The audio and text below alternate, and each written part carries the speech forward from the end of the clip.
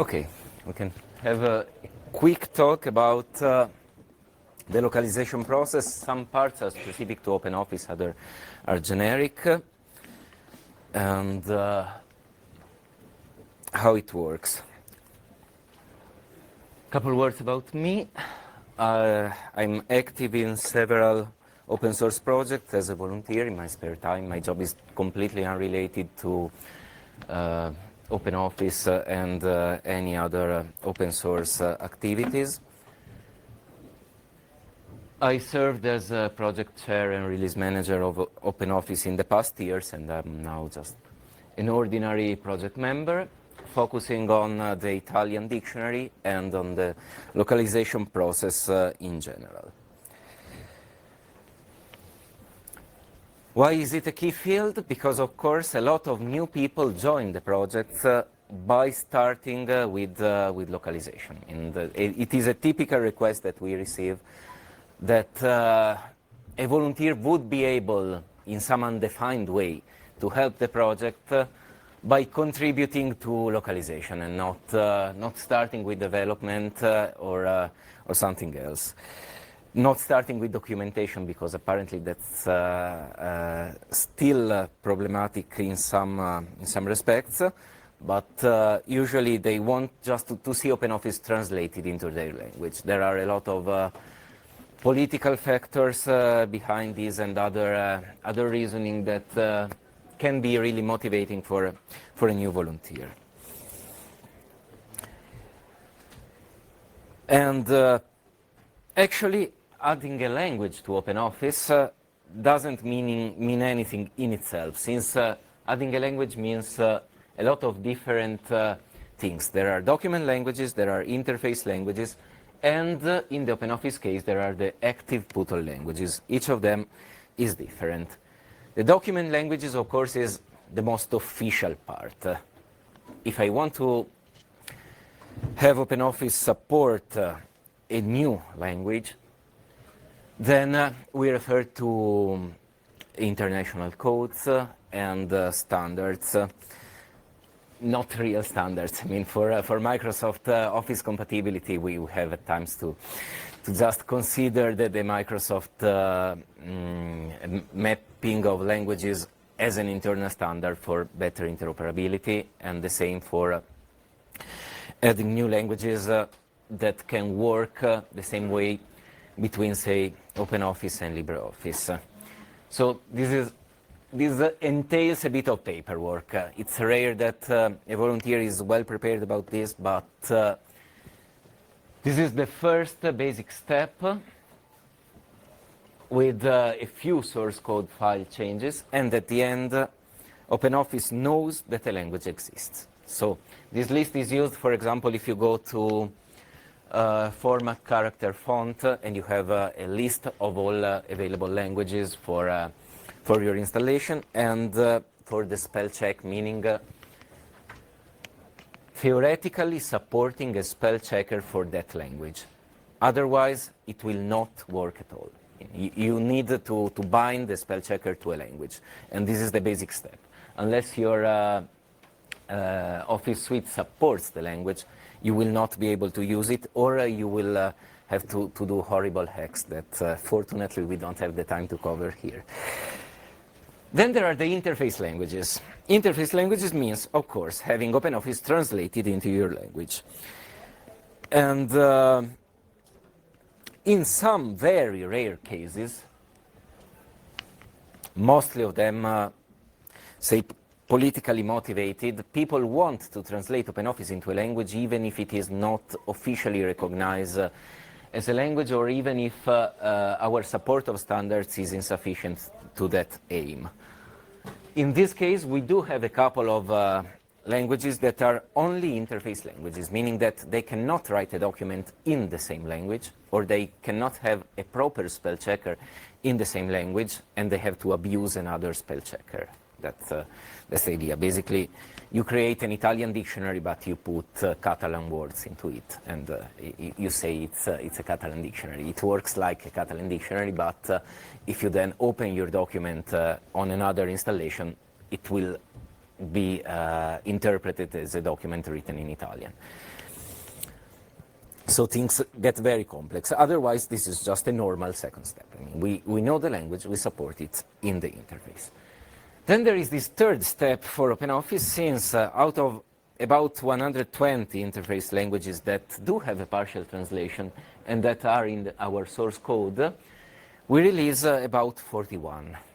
About meaning that there is one special language that is called the key ID language, that is just a fake artificial language used to give a unique identifier to every string. So you get English plus a number, so that your open in file open can be distinguished by the word open appearing somewhere else in the interface. The first one gets annotated as, say, open 1, 2, 3, and the other one will be open 2, 3, 4.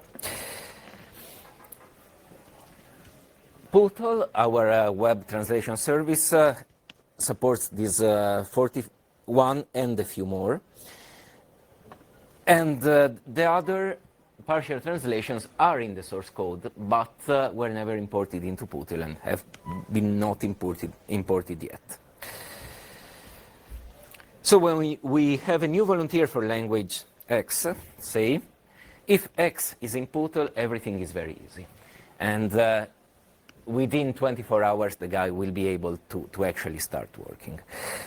Otherwise, we have to create the language in Pootle, and this will be handled separately, since we need to have a very quick overview of tools. There are too many and probably too bad for the purpose, but this is the current situation. So Pootle is the user-facing interface, just to us, just a way to collaborate on online editing of PO files. We don't use any exotic features, this is just the basic purpose of Pootle. We do use some command line tools on the Pootle server that help with management. Some teams actually prefer to work offline.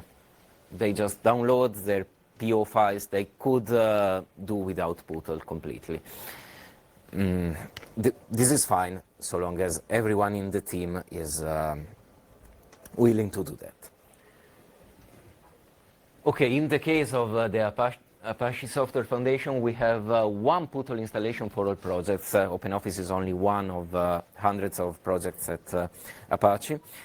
Committers can log in directly from any project. Other volunteers need an account created, but this is the only overhead we have.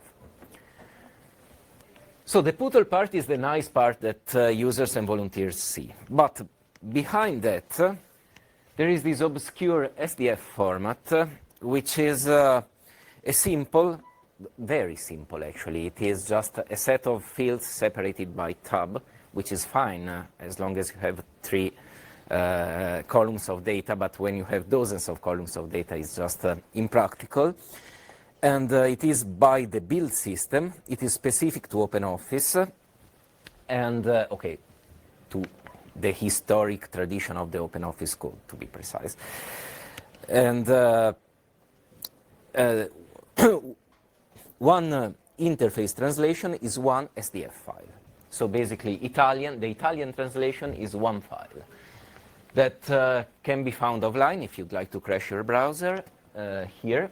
And it is 2 megabytes and about 73,000 lines or strings.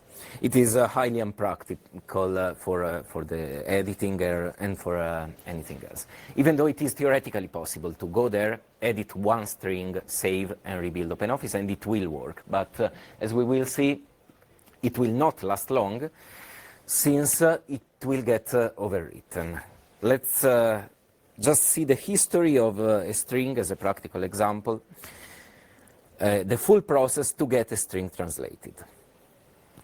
Of course, you need to mark content as translatable. And I will skip some details, but basically, you have resource files, and you should use the resource files here to define a string. So the string, this is the menu string saying convert text to table. And one first major issue, this is the English string. So English is written by programmers who are often not native speakers. We had native English speakers come to us in the past years and say that some expressions were like the language of a lawyer from the 18th century, but it was just what the not native programmer had written in code. Second step, you extract these localizable strings, and basically you make a fake translation that is the English reference, a template to be exact. So one huge SDF file, which is for the English language, and it is extracted directly from resource files. The third step, from the huge files, you generate the PO files that are the, say, industry standard for translation, or one of the most common formats for translation, and then you upload them to Pootle. Then you actually start translating and do the translation. This is the only part that a volunteer is looking at normally. And then again, you go back and you go all the way back. So from the PO files, you go back to the SDF files, and then you rebuild OpenOffice, and at that point, it will pick up the new translations.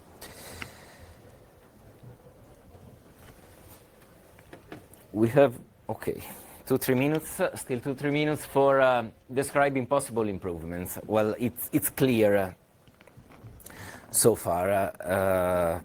First, it is a process that can break in too many points. Second, we do have current issues at the moment. For example, the last Pootle update was done a long time ago. So we are unsure of what translators are actually translating at the moment. They will be mostly good, but there is a delta with respect to trunk that has different resource files that would need a full update. There is some tool to check validity, but you can get a broken build if you have an invalid SDF file. And fixing it is slow and painful. And Pootle can do something. We have tools to check, to do some basic checks, but they are not really reliable. And one other issue is that creating a new language from the current trunk can be done, but we would need to synchronize all languages first. How can we get out of this? Well, possibly for the future, once it is fixed with the current way of working, possibly one major step in the future is to just get rid of some intermediate formats. And other projects have already done it, and the intermediate format is very error prone. It could just be skipped, and we could settle on one standard format and just use it and try to support it as much as possible. There are many other improvements, like, say, creating an internal language that is the programmer's English, as they call it, and get a real English translation out of it, so that changing a typo in English does not require updating of all other languages. And then, of course, one thing that we will need to work on is more automation. There is a project started by Jan Iversen years ago, and now never integrated and not in active development at the moment.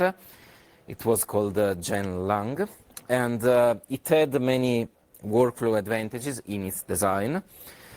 And the interesting approach is that many of the steps that I've described as manual so far can be automated, or at least it makes sense to try to automate them as much as possible, especially because our tools are not very robust. To give you a stupid example, when you create the first extraction here, if you don't give it a full path, the tool will break silently. There's no reason for it at all, of course. It's just a buggy system that has to be checked and polished a bit. So the more we can automate and refine the tools, the best for the future. Okay, just in time, thank you. And I'll let Peter go on, but I will be available for any other questions or while we switch presenter, if Peter.